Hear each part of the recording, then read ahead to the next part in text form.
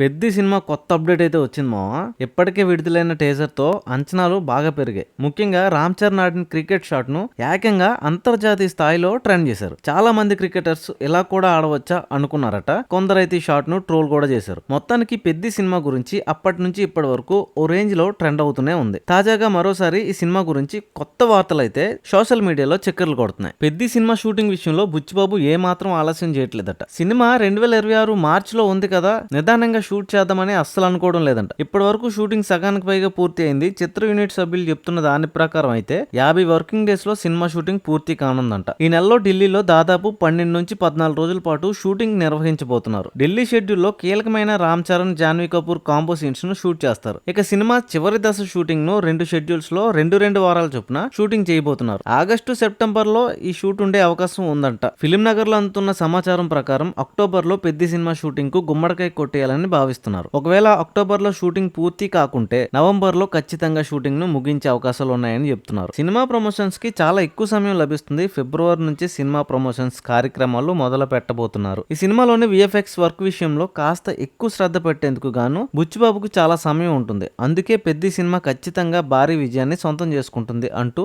Industry వర్గాల వారు చెప్తున్నారు. సో ఇదన్నమాట సంగతి. మరిన్ని అప్డేట్స్ కోసం సబ్స్క్రైబ్ అయితే కొట్టుమావా.